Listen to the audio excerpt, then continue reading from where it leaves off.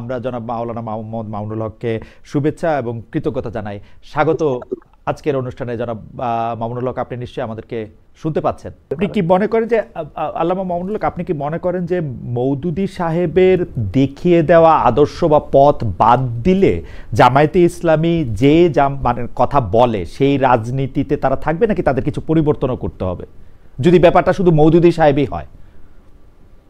হ্যাঁ, শুধু এখানে আমি জামাতে ইসলামের রাজনীতি সম্পর্কে আমার যে অবজারভেশন, সেটা হলো জামাতে ইসলাম অনেক ক্ষেত্রেই মওদুদী সাহেবের অনেক আদর্শকেই তারা অনুসরণ করে না। ওকে, যারা মওদুদী সাহেবের একনিষ্ঠ ভক্ত, তাদের পক্ষ থেকে জামাতে ইসলামের ব্যাপারে এই ধরনের বড় ধরনের আপত্তিও আছে যে মওদুদী সাহেবের বেশ কিছু গুরুত্বপূর্ণ ফিলোসফি, তার বেশ কিছু দর্শন জামাতে ইসলাম রাজনীতিতে অনুসরণ করছে না। যেরকম জামাতে ইসলাম যেইভাবে গণতান্ত্রিক ধারাকে প্রমোট করছে, এটা মওদুদী সাহেবের মূল তার যে বক্তব্য, তার যে আদর্শ, সেটা থেকে অনেকে মনে করেন যে জামাতে ইসলামের বিচ্যুতি ঘটেছে। ওকে, কাজে সেই হিসাবে আমি বলতে চাই এই জায়গায় কিছুটা ব্যবধান আছে আর কি। আপনি যেহেতু গণতন্ত্রের প্রশ্নটা তুললেন, সেহেতু আমি একটু জানতে চেয়ে রাখি যে আপনি মানে খেলাফতে মজলিস গণতন্ত্র প্রশ্নটাকে কিভাবে ডিল করে। আসলে গণতন্ত্র বলতে আমরা যে মডেলটা দেখি, জামায়াতে ইসলামীও যে ধরনের গণতন্ত্রের কথা বলে, খেলাফতে মজলিসের ক্ষেত্রে গণতন্ত্রের প্রশ্নের উত্তরটা কি? আসলে খেলাফতে মজলিসের চোখে গণতন্ত্রটা কেমন? হ্যাঁ, আমরা আমরা আমরা গণতন্ত্রের মধ্যে তিনটা পার্ট করি। গণতন্ত্রের মধ্যে তিনটা পার্ট আছে। একটা পার্ট হলো বিশ্বাসের জায়গা, আর একটা পার্ট হলো অ্যাপ্লিকেশনের জায়গা। অ্যাপ্লিকেশনের জায়গার মধ্যেও আবার দুইটা পার্ট আছে। আমরা তো গণতন্ত্রের যে সবচেয়ে জনপ্রিয় ডেফিনিশন আব্রাহাম লিঙ্কনের দেয়া, government of the people, by the people, for the people, এটাই আমরা জানি।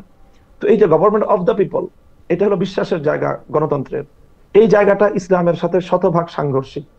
ইসলাম কখনোই রাষ্ট্রের, জনগণের, কারোরই নিরঙ্কুশ সার্বভৌম ক্ষমতাকে স্বীকার করে না। ইসলামের লা ইলাহা ইল্লাল্লাহ যে ব্যক্তি বিশ্বাস করবে, ইসলামের সেই প্রথম কালেমার সাথেই গভর্নমেন্ট অফ দ্য পিপলের সরাসরি সংঘর্ষ। কাজে আমরা মনে করি না যে গভর্নমেন্ট অফ দ্য পিপল, জনগণের যেটা চাইবে, যা চাইবে সেটাই আইনে পরিণত হবে, বিষয়টা এমন নয়। বরং সমস্ত মানুষ মিললেও, তারা ঐক্যবদ্ধ হলেও, একমত হলেও আল্লাহর কোনো আইনের বিপরীত তাদের কোনো আইন করার অথরিটি বা সেই অধিকার তাদের নেই। এই জায়গাটা গণতন্ত্রের সাথে সম্পূর্ণ আমরা ডিফার করি। ফর দ্য পিপল যেটা, এটা গণতন্ত্র যেটা বলে যে সরকার বা রাষ্ট্র জনগণের কল্যাণে কাজ করবে, এটার মধ্যে ইসলামের সাথে গণতন্ত্রের সাথে কোনোই ব্যবধান নাই, শতভাগ মিল আছে। বাই দ্য পিপলের যে জায়গা, সেটা ইসলামের একটা ভিন্ন ফর্মুলা আছে, গণতান্ত্রিক নির্বাচন ব্যবস্থার একটা ভিন্ন ফর্মুলা, সেটা শতভাগ ইসলামের সাথে মিলে না।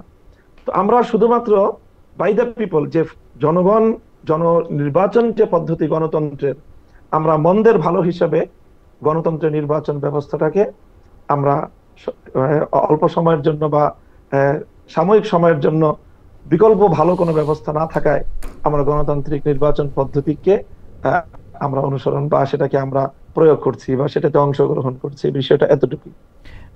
আপনার কি এই ক্ষেত্রে ইরানে যেটা চলে বা শিয়ারা যেটা দ্বাদশ ইমামীয় মতবাদের মধ্যে দিয়ে যারা এটা এগিয়ে আসছে, মানে স্টার্টিং ফ্রম আলী রাদিয়াল্লাহু আনহু, তারপরে হাসান হোসেন জয়নাল আবেদিন, মৃত্যুকি মিন্নকি হয়ে তারপরে এটা হয়ে যে 12 ইমামীয় যে মতবাদ, যে ইমাম সাহেব তার একটা খেলাফত বা বায়াত দিয়ে যাবেন, আপনারা কি ওইটাতে আস্থা রাখতেছেন বা ওইরকম একটা কিছু করবেন? না না, সেটাকে তো আমরা সঠিক মনে করি না। তাদের যে শিয়াদের যে ইমামতের যে বিশ্বাস, সেটা একদম আমাদের মৌলিক প্রিন্সিপালস গুলির সাথে সাংঘর্ষিক। সেটার সাথে আমাদের বিশ্বাস বা কর্মের কোনো সম্পর্ক নেই। তাহলে আপনারা কিভাবে করবেন এটা? আপনারা গণতন্ত্রকে মেনে নিচ্ছেন, মানে আপনারা গণতান্ত্রিকভাবে নির্বাচিত হয়ে খেলাফতের দিকে এগুলি কি মানে সেটা কিরকম হবে? ধরেন আপনি খলিফা নির্বাচিত হলেন, তাহলে আপনি কি বায়াতটা দিয়ে যাবেন আরেকজন খলিফাকে? সেটা না না না না না, সেটা হবে কেন? সেটা কি আমরা যেটা করব সেটা হলো সর্বপ্রথম আমাদের যে শরিয়া ভিত্তিক নির্বাচন ব্যবস্থার যে ফর্মুলা, আমরা প্রথমে নির্বাচন কমিশনটাকে আমরা এখানে সংস্কার করব। নির্বাচন কমিশনের দায়িত্ব নির্ধারণ করব। নির্বাচন কমিশনের দায়িত্ব হবে ভোটার আইডি কার্ড প্রণয়ন করা। এখন যেটা দেয় ন্যাশনাল আইডি কার্ড, রাষ্ট্রের মধ্যে দুই ধরনের আইডি কার্ড থাকবে, একটা হবে এনআইডি আর একটা হবে ভিআইডি। ন্যাশনাল আইডি কার্ড রাষ্ট্রের সকল নাগরিকরা পাবে, ভোটার আইডি কার্ড রাষ্ট্রের সকল নাগরিকরা পাবে না। রাষ্ট্রের ভোটার আইডি কার্ড পাবে দুটো ক্রাইটেরিয়ার উপর ভিত্তি করে। একটা ক্রাইটেরিয়া হবে হলো যে একজন মানুষ যার মধ্যে এই সঠিক শাসক নির্বাচন করার মতো সেই দক্ষতা, সেই যোগ্যতা, সেই ধরনের ক্যাপাসিটি, ক্যাপাবিলিটি যার প্রমাণ হবে পরীক্ষার মাধ্যমে যে কোনো একটা, এটা হলো একটা ক্রাইটেরিয়া। মানে ক্রাইটেরিয়া হবে যার মধ্যে জি জি একটু যদি মানে আমাদের দর্শকদের উদ্দেশ্যে বা আমাদের জন্য যদি একটু ছোট ছোট করে বলেন, মানে একটা পরীক্ষার মাধ্যমে শাসক নির্বাচনে ভোট দেওয়ার ক্ষমতা আছে কিনা সেটা নির্বাচিত করা হবে, তাই তো? হ্যাঁ, একটা পরীক্ষার মাধ্যমে বলতে কোনো একটা ক্রাইটেরিয়া দেওয়া থাকবে, হয়তো শিক্ষাগত যোগ্যতার বিভিন্ন বিষয় এবং সার্টিফিকেশনের রাষ্ট্রীয় একটা আয়োজন থাকবে। সেই রাষ্ট্রীয় আয়োজনগুলির মাধ্যমে এখন যেমন একজন মানুষ ভোটার ন্যাশনাল আইডি কার্ড পায় কিভাবে? ন্যাশনাল আইডি কার্ড কিন্তু পাওয়ার জন্য তার স্থানীয় একটা প্রশাসনিক, তারপরে জনপ্রতিনিধি, যে স্থানীয় সরকারের একটা মিনিমাম সেখানে তার একটা লাগে, মানে সেখান থেকে সত্যায়ন লাগে। ঠিক ওরকম কোন একটা আয়োজন থাকবে, ওরকম কোন একটা আয়োজন থাকবে যে সত্যায়নের মাধ্যমে, একটা যাচাই বাছাইয়ের মাধ্যমে একজন ভোটারের প্রথম ক্রাইটেরিয়া তাকে উত্তীর্ণ হতে হবে যে হ্যাঁ, তিনি একজন যোগ্য শাসক নির্বাচন বা যোগ্য শাসক বাছাই করার মতো তার মিনিমাম যোগ্যতা এবং দক্ষতা তার মধ্যে আছে। এই যোগ্যতাটা অর্জনের জন্য তাকে একটা বিশেষ শিক্ষায় শিক্ষিত হতে হবে, তাই তো? বা ধরেন ক্লাস 5 পর্যন্ত পাস করলো বা 10 পর্যন্ত পাস করলো, ওরকম কিছু? সেটা সময়ের হিসাবে, সময়ের প্রয়োজন হিসাবে এটাকে বাস্তবতার নিরিখে নির্বাচন করতে হবে যে শিক্ষাগত যোগ্যতাটা এখানে লাগবে কি লাগবে না, শিক্ষাগত যোগ্যতার বিষয়টা এখানে প্রয়োজন হবে কি হবে না, এটা ইসলাম নির্ধারণ করে দেয়নি। ইসলাম যেটাকে নির্ধারণ করেছে যে অবশ্যই ভোটারকে এই যোগ্যতা রাখতে হবে যে সে সঠিক শাসক নির্বাচন করার মতো যোগ্যতা তার থাকতে হবে। ওকে, সেই ক্ষেত্রে কি তাকে সবাইকে, মানে যারা ভোটার হবে তাদের সবাইকে মুসলমান হতে হবে, মানে ওরকম কোনো কিছু কি থাকবে? মানে না, অমুসলিমরাও পারবে? অমুসলিমরা যদি তাদের মধ্যে ওই ধরনের, তাদেরকে যদি রাষ্ট্র নির্বাচন করে বা ব্যবস্থা করে, সেটা রাষ্ট্রের সিদ্ধান্তের, নির্বাহী সিদ্ধান্তের বিষয় থাকবে। সেই সিদ্ধান্তের আলোকে যদি সেটা হয়, তাদেরকে তাদের একটা মতামত নেওয়ার যদি অবকাশ রাখা যায়, সেটা রাখার অপশন থাকবে। আর দ্বিতীয় যে ক্রাইটেরিয়া থাকবে সেটা হলো যে আমানতদারিতা থাকতে হবে, যে নৈতিকতা, নীতি নৈতিকতার ন্যূনতম মানে একজন মানুষকে উন্নীত হতে হবে, যার দ্বারা এমন কোন অপরাধ বা এমন কোন অভিযোগ যার ব্যাপারে প্রমাণিত হবে যে তিনি ব্যক্তি স্বার্থে, দলীয় স্বার্থে অথবা অন্য কোন স্বার্থের কারণে যোগ্য ব্যক্তিকে চেনার পরেও, জানার পরেও অযোগ্য ব্যক্তিকে শাসক হিসেবে তিনি যাকে মতামত দিতে পারেন, এরকম ব্যক্তিও ভোটার আইডি কার্ড পাবে না। যে এই দুটি ক্রাইটেরিয়া, একটা হলো, হ্যাঁ, মানে একটা হচ্ছে যে এক ধরনের যোগ্যতা, শাসক নির্বাচনে তার যোগ্যতা আছে কিনা, আরেকটা হচ্ছে যে মানে তার নৈতিক জায়গা থেকেও সে আসলে কতটা তৈরি এইটা করার জন্য।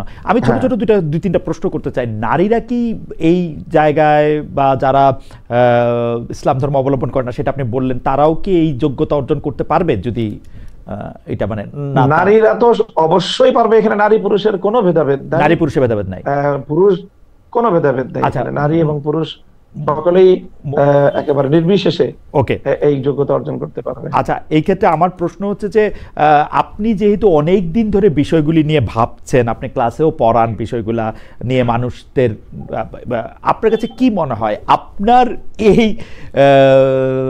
ক্রাইটেরিয়ানে বাংলাদেশে এখন কত সংখ্যক ভোটার থাকতে পারে? আমরা 18 কোটি বাংলাদেশের মধ্যে। অবশ্যই ভোটার সংখ্যা অনেক কমে আসবে।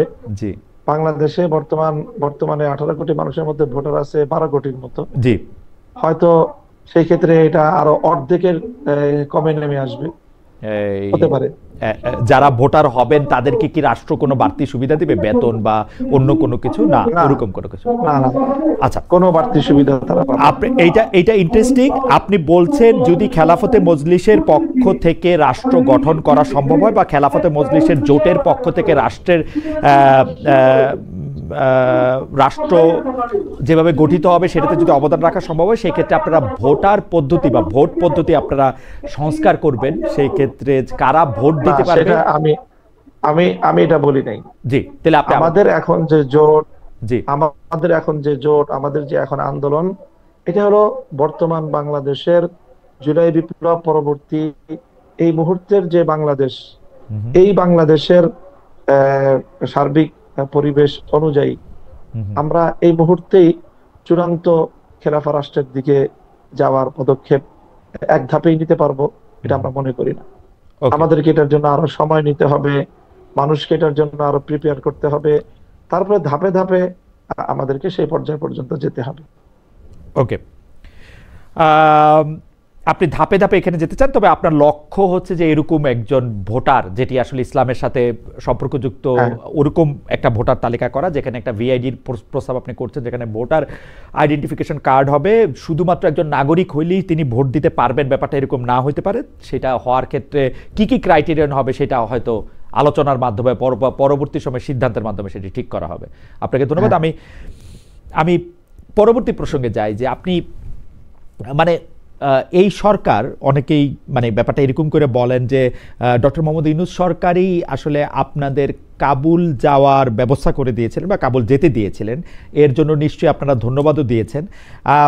আমাদের যে অন্তর্বর্তী সরকার আছে, অর্থাৎ ডক্টর ইউনূসের সরকার, আপনাদের মাধ্যমে তালেবান সরকারকে কি কোনো বার্তা দিয়েছিল?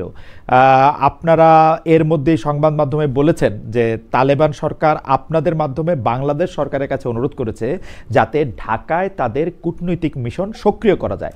মানে এই বিষয়ে কোনো আপডেট আপনারা জানাতে পেরেছেন কিনা তালেবান সরকারকে? মানে তালেবান সরকার আপনাদের কাছে কি চেয়েছে সেটা আপনারা আমাদের জানিয়েছেন। বর্তমান অন্তর্বর্তী সরকার যে আপনাদেরকে আফগানিস্তানে বা কাবুলে পাঠালেন বা যেতে দিলেন, সেই ক্ষেত্রে তাদের কোনো দাবি ছিল কিনা ডক্টর ইউনূস সরকারের আফগানিস্তান সরকারের কাছে বা তালেবান সরকারের কাছে? আমাদের আফগান সফরের ব্যাপারে, ইমারাতে ইসলামিয়ার সফরের ব্যাপারে বর্তমান সরকারের কোনো ভূমিকা তো দূরের কথা, এটা তাদের জানারও বিষয় না। কারণ আমরা এখানে বাংলাদেশে আফগানিস্তানের কোনো তেমন কোনো এখানে দূতাবাসও নেই, ভিসা প্রসেসিং এর আয়োজনও এখানে নেই।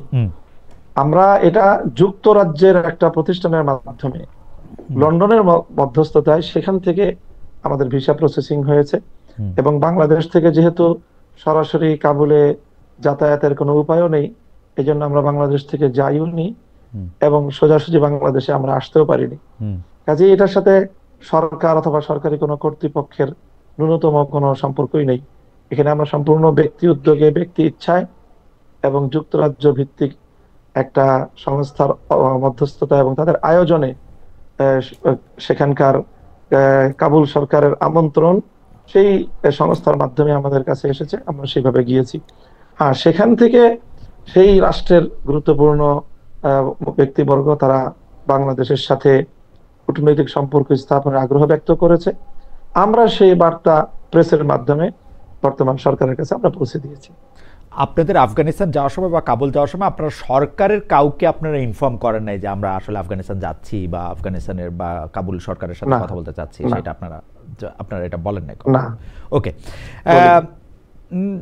তো আপনাদের যে অনুরোধ আপনারা সরকারের কাছে পৌঁছে দিয়েছেন যে কূটনৈতিক মিশন করা যায় কিনা, সেই ব্যাপারে সরকার আপনাদের কিছু জানিয়েছেন? মানে কোনো আপডেট আছে সে ব্যাপারে?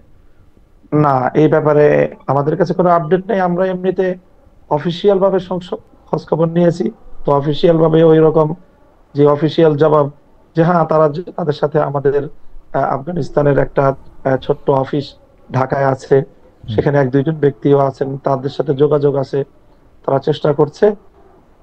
এবং এটাও যে বাংলাদেশের পররাষ্ট্র উপদেষ্টা বিভিন্ন সফরে আফগানিস্তানের সেখানকার পররাষ্ট্র দপ্তরের কর্মকর্তাদের সাথে কথোপকথন হয়। বাংলাদেশের সাথে Kabul Dhaka chamber of commerce অথবা ব্যবসা বাণিজ্যের একটা লিঙ্ক তৈরি হওয়ার বিভিন্ন ধরনের কার্যক্রম অনেকেই করছে। পররাষ্ট্র মন্ত্রণালয় থেকে এইরকম তথ্য আমরা পেয়েছি। এর বাইরে সরকারের পক্ষ থেকে বিশেষ কোনো উদ্যোগ নাই। আপনারা যখন কাবুল সফরে গিয়েছেন, জনাব মামুনুল হক, আপনি জানেন যে তার পরের মাসেই প্রথমবারের মতো ভারত সফর করে গিয়েছেন আফগানিস্তানের পররাষ্ট্রমন্ত্রী আমির খান মুত্তাকি। এবং আপনি জানেন যে মুত্তাকি। কাবুল ও দিল্লির মধ্যে সম্পর্ক ব্যাপক উন্নয়ন হচ্ছে, বিপরীতে আফগানিস্তান ও পাকিস্তানের মধ্যে সীমান্তে প্রায় যুদ্ধাবস্থা তৈরি হচ্ছে, আহত নিহত হচ্ছে, ইদানিং তাদের সমঝোতা আলোচনাও ব্যর্থ হচ্ছে। বিশ্বাসের দিক দিয়ে তালেবান এখন ব্র্যান্ডিং করতে চাইছে পাকিস্তান নয়, ভারতের দেওবন্দ তাদের মানে যদি আমরা বলি উৎস। সার্বিক পরিস্থিতি নিয়ে কি বলবেন? মানে আমরা বাংলাদেশেও, পাকিস্তানে তো বটেই, আমরা কিন্তু আফগানিস্তানের সাথে একটা স্বাভাবিক কূটনীতিক সম্পর্ক আমরা দেখতে পাচ্ছি না। আপনার আসলে লন্ডনের একটা বা যুক্তরাজ্যের একটা সংস্থা, আমি ধরে নেই যে সেটা একটা বেসরকারি সংস্থায়, তাদের মধ্যে আলোচনা করে, অথচ আফগানিস্তানের পররাষ্ট্রমন্ত্রী তিনি ভারত সফর করে গেছেন এবং আমি যতদূর দেখতে পেয়েছি তিনি বেশ মানে সম্মান, আদর, ভালোবাসা এবং অনেক গুরুত্বও পেয়েছেন। এই ব্যাপারটা নিয়ে আসলে এটা অবশ্যই আমার বাংলাদেশের দুর্বল পররাষ্ট্র ব্যবস্থা নীতির কথাই আমি বলবো, যে ভারতের মতো রাষ্ট্র যেইভাবে তারা তাদের রাষ্ট্রীয় সিদ্ধান্ত রাষ্ট্রের স্বার্থের জায়গা থেকে তারা ইন্ডিপেন্ডেন্টলি নিতে পারে, আমাদের বাংলাদেশ সেই স্বাধীনভাবে আমাদের পররাষ্ট্র বিষয়ক সিদ্ধান্তগুলো তারা নিতে পারে না। তারা এখনো সেই পশ্চিমা বিশ্বের ভয়ে ভীত সন্ত্রস্ত, যে কি বলবে না বলবে, এর একটা বিষয়। আর ভারত এবং পাকিস্তান প্রসঙ্গ যেটা আপনি বলেছেন, ভারতের দেওবন্দ প্রসঙ্গ আপনার যেটা বলেছেন, সেটা হলো যে দেখেন, এইটার মধ্যে দেওবন্দ প্রসঙ্গের মধ্যে ভারত পাকিস্তানের সম্পর্ক না। দেওবন্দ আমাদের ভারত, পাকিস্তান, বাংলাদেশ, আফগানিস্তান, এই টোটাল যে দক্ষিণ পূর্ব এশিয়া, এই এশিয়া মহাদেশ, এই এশিয়া দক্ষিণ পূর্ব এশিয়া সাবকন্টিনেন্টালে আমাদের যে আমরা যে ধর্মের যে স্কুল অফ থট বা যেটাকে আমরা চর্চা করি আমাদের, সেটার মূল প্রাণ কেন্দ্র হলো দারুল উলুম দেওবন্দ বিগত 150 বছর ধরে। সেই জায়গা থেকে আমরা বাংলাদেশি যারা আছি কওমি মাদ্রাসার, আমরা আমাদের অপর পরিচয় হলো আমরা দেওবন্দি। ঠিক একইভাবে আফগানিস্তানে বর্তমানে যারা রাষ্ট্র পরিচালনা করছে ইমারতে ইসলামিয়ার সরকার, এটা টপ টু বটম পূর্ণটাই দেওবন্দি কওমি চিন্তার অধিকারী। এই জন্য তারা বলেছে যে তাদের প্রাণকেন্দ্র দেওবন্দ। পাকিস্তানের আলেম ওলামা যারা আছেন, পাকিস্তানের ধর্মীয় গোষ্ঠী আমাদের যারা আছেন, তাদেরও কিন্তু সকলের উৎস হলো দেওবন্দ। কাজে দেওবন্দকে যে মূল উৎস ধরা হয়, এটা শুধু আফগানিস্তানের জন্য না, সেটা পাকিস্তানের জন্য, আফগানিস্তানের জন্য, বাংলাদেশের জন্য এবং ভারতের জন্য। এটা একটা ভিন্ন বিষয়। বাকি পাকিস্তানের সাথে তাদের যে সীমান্ত বিরোধ, এইটা হলো তাদের একটা সীমান্তের জটিলতার একটা বিষয়, যেটা পাকিস্তানের যে সীমান্ত প্রদেশ, সেই সীমান্ত প্রদেশের মুসলমানদের, উপজাতীয়দের, তাদের যে একটা দীর্ঘদিনের যে আকাঙ্ক্ষা, দাবি ইসলামী রাষ্ট্রের প্রতিষ্ঠা এবং ইসলামী শাসন ব্যবস্থা কার্যকর করার, সেটা নিয়ে পাকিস্তান সরকার সাথে স্থানীয় সীমান্ত প্রদেশীয় যে তাহরিকে তালেবান পাকিস্তান টিটিপির সাথে একটা সংঘাতের বিষয়, সেটা নিয়ে আফগানিস্তান সরকারের সাথে পাকিস্তান সরকারের একটা দ্বিধাদ্বন্দ্ব বা কখনো উত্তেজনার সৃষ্টি হয়। এটা সীমান্ত উত্তেজনা বলবো। আপনার কাছে এইটা নিয়ে একটু বিশ্লেষণ আমি জানতে চাই, যে মোদী সরকার যেখানে ঘোষিতভাবে বা তার অবস্থানগত কারণে যারা মুসলমানদের জন্য ঠিক মানে বৈষম্যহীন সরকার না, আমি যদি সবচেয়ে ভদ্রভাবেও বলি, সেই মোদী সরকার তালেবান সরকারের সাথে ঘোষণা দিয়ে তালেবান সরকারের সাথে তার আলাদা মানে এক ধরনের মানে কি বলবো ভালোবাসা সম্মানের সম্পর্ক করতে চাইছে। এটা কারণ কি বলে মনে হয়? তালেবানরা সেটাতে মানে তালেবান সরকার সেটাতে আবার সাড়াও দিচ্ছে। মানে একটা আফগানিস্তানে পররাষ্ট্রমন্ত্রীর সফর তো ছোট ঘটনা না আসলে, কারণ এই পৃথিবীর কয়টা দেশ আফগানিস্তানের পররাষ্ট্রমন্ত্রীকে হোস্ট করবে, এমনকি মুসলমান দেশগুলিও, সেটা কিন্তু আসলে হাতে গোনা। সেই ক্ষেত্রে ভারত এটি করছে। মানে মোদী সরকার এবং তালেবান সরকারের এই বন্ধনটাকে আপনি আসলে কিভাবে দেখেন? এটা হলো বর্তমানে এই পৃথিবীতে রাষ্ট্রীয় স্বার্থের বিষয় সম্পূর্ণ, আমি মনে করি। আফগানিস্তান এখন এমন একটা জায়গায় অবস্থান করছে যে সেটা একটা বিকাশমান একটা রাষ্ট্র, এবং এই দক্ষিণ এশিয়ায় উদীয়মান একটা বড় ধরনের শক্তি উত্থান ঘটতে যাচ্ছে, অর্থনৈতিক শক্তি হিসেবেও তাদের উত্থান ঘটবে। তো এই জায়গায় আপনার ভারতের চিরপ্রতিদ্বন্দ্বী চীন কিন্তু আফগানিস্তানে নিজেকে এমন ভাবে তাদের সাথে সম্পৃক্ত করে ফেলেছে, আফগানিস্তানের বিশাল যে ভূখণ্ড 6.5 লক্ষ বর্গ কিলোমিটারের, বিপুল পরিমাণ সেখানে খনিজ সম্পদ এবং নতুন একটা বিকাশমান একটা রাষ্ট্র হিসাবে সেখানে বিপুল অর্থনৈতিক ইনভলভমেন্টের যে সুযোগ, এই সুযোগটা একচেটিয়া চায়না নিচ্ছে। তো ভারত চায়নার প্রতিযোগিতায় ভারত দেখছে যে সে যদি তার সেই হিন্দুত্ববাদ দিয়ে পড়ে থাকে, সে চায়নার প্রতিযোগিতায় এতটাই পিছিয়ে পড়বে যে সে এখানে উপমহাদেশে তার নেতৃত্ব এবং তার অর্থনৈতিক স্বার্থ সে ধরে রাখতে পারবে না। আমি মনে করি এটা উপমহাদেশীয় আঞ্চলিক যে আধিপত্যের স্বার্থ, অর্থনৈতিক স্বার্থ এবং ভারত চায়নার যে দ্বৈরথ, সেই স্বার্থের ভিত্তিতেই ভারত এটা করেছে।